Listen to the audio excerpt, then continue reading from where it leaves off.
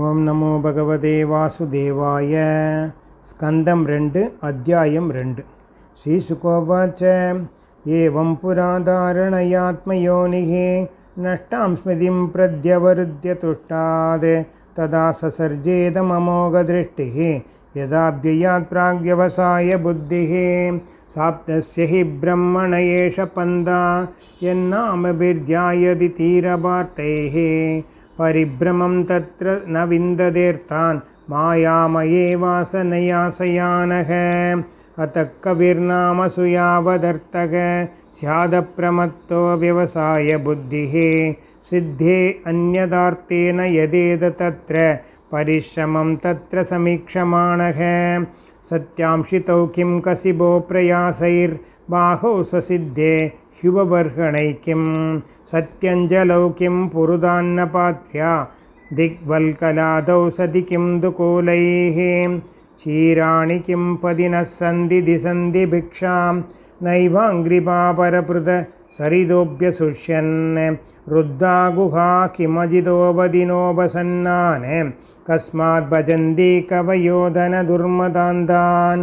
एवं सचित्ते स्वत एव सिद्ध आत्मा प्रियोऽर्थो भगवाननन्दः तं निर्वृतो नियदार्थो भजेद संसारहेतुपरमच्च यत्र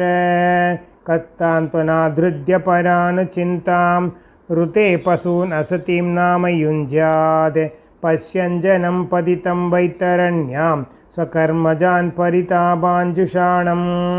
केचित् स्वदेहान्तर्हृदयावकाशे प्रादेशमात्रं पुरुषं वसन्तं चतुर्भुजं कञ्जरदाङ्गशङ्गगदाधरं धारणया स्मरन्ति प्रसन्नवक्त्रं नलिनायतेक्षणं कदम्बकिञ्जल्कपिशङ्गवाससं लसन्महारत्नहिरण्यमयाङ्गदं स्फुरन्महारत्नकिरीटकुण्डलम् उन्निद्रहृत्पङ्कजकर्णिकालये योगेश्वरास्तापितपादपल्लवं श्रीलक्ष्मणं कौस्तुभरत्नकन्धरम् अम्लानलक्ष्म्यावनमालयाचितं विभूषितं मेघलयाङ्गुलीयैः महाधनेर्नोबुरकङ्कणादिभिः स्निग्धामलाकुञ्जितनीलकुन्दलैर्विरोचमानाननहासपेशलम् अदीनलीलाहधिदेक्षणोल्लसद् भ्रूभङ्गसंसूचितभूर्यनुग्रहम् ईक्षेज चिन्तामयमेनमीश्वरं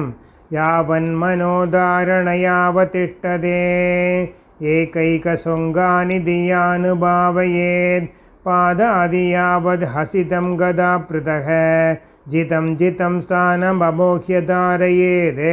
परं परं शुद्ध्यधिधीर्यदा यदा यावन्न जायेद परावरेऽस्मिन् विश्वेश्वरे द्रष्टरि भक्तियोगः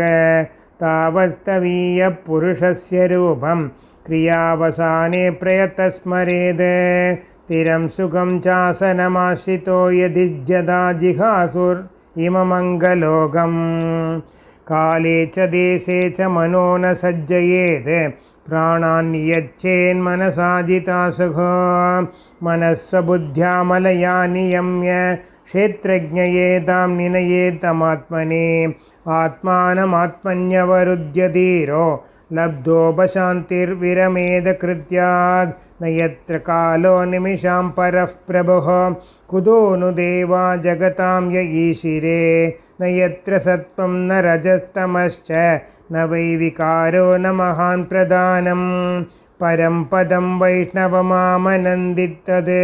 यन्नेदि नेदीदि अददुःशुश्रूक्षवः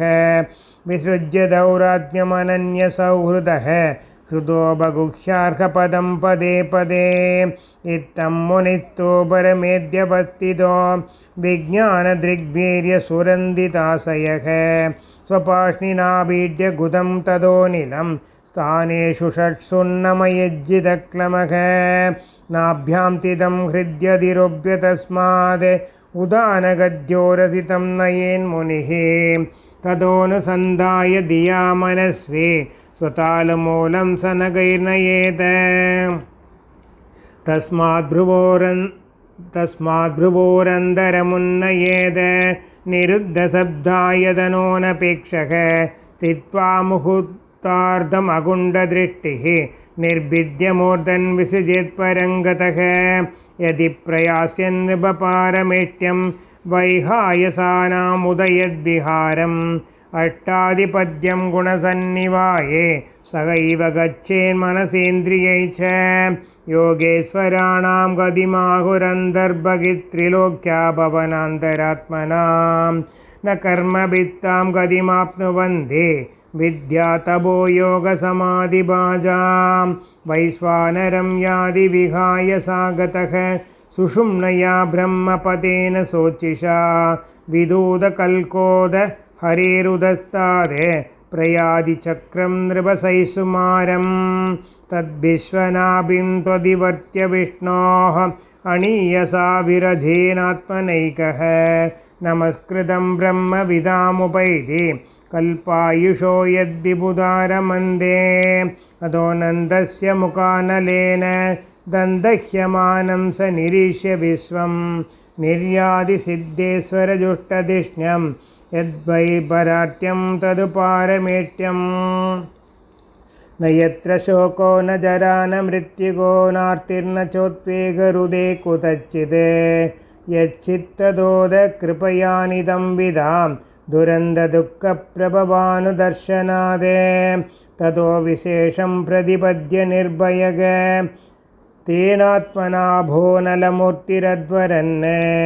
ज्योतिर्मयो वायुमुपेत्य काले वायुवात्मनाखं बृहदात्मलिङ्गं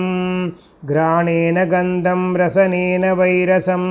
रूपं तु दृष्ट्या ससनं त्वचैव श्रोत्रेण चोपेत्य नभो गुणध्वं प्राणेन चाघोदिमुपैति योगी सबूतसूक्ष्मेन्द्रियसन्निकर्षं मनोमयं देवमयं विकार्यं संसाद्य गद्या सगतेन याति विज्ञानतत्त्वं गुणसन्निरोधं तेनात्मनात्मानमुपैति शान्तम् आनन्दमानन्दमयोऽवसाने एतां गतिं भागवतीं गतो यः स वै पुनर्नेकविषज्यदेङ्ग एतेषु तीते नृपवेदगीते त्वयाभिपृष्टेः सनातने च ये वै पुरा ब्रह्मण आहपृष्ठ आराधितो भगवान् वासुदेवः न हेतोऽन्यशिवपन्दाम् न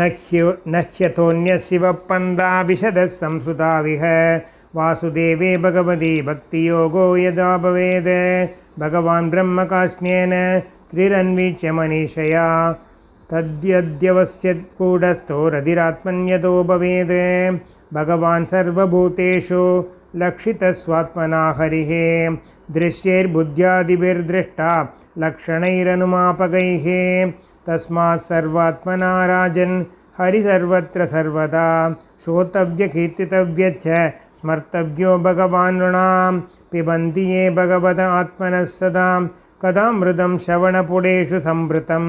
पुनन्ति ते विषयविदूषिताशयं भृजन्ति तच्चरणः सरोरुहान्तिकं श्रीहरये नमः। गोपिका जीवनस्मरणं गोविन्द गोविन्द।